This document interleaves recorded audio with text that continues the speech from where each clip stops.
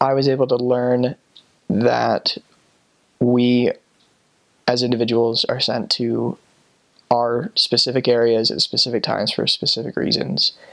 I was on the west coast of Scotland in a town called Greenock, and it was a big area, and we covered a town south of there by about 45 minutes, and we hadn't been there ever before.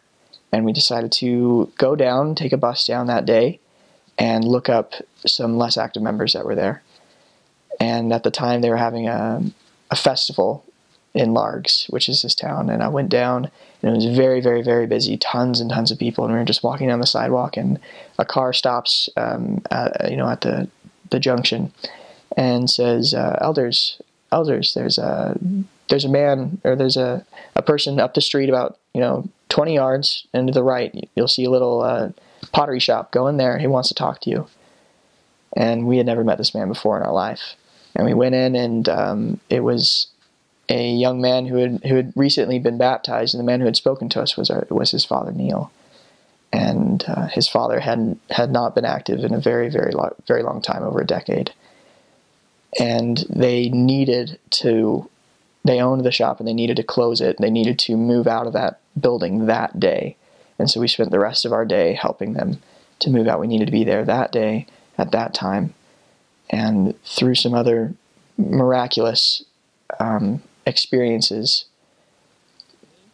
Neil was able to come back to church, and I was able to just gain that testimony that we were in the right place at the right time because the Spirit told us to be there.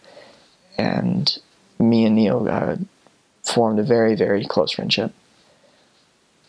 And another one that proved to me that being in the right place in the right time is when I was in a town called Bangor in Northern Ireland. I went on exchanges with the assistant, and we prayed about who it is that we needed to find the next day.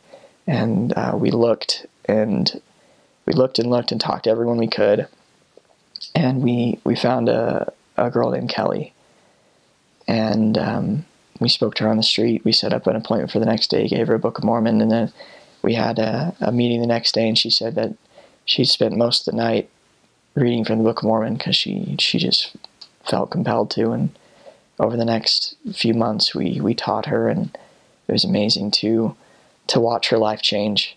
And I'm grateful that I was able to be an instrument in the Lord's hands to find Kelly and teach her about the gospel.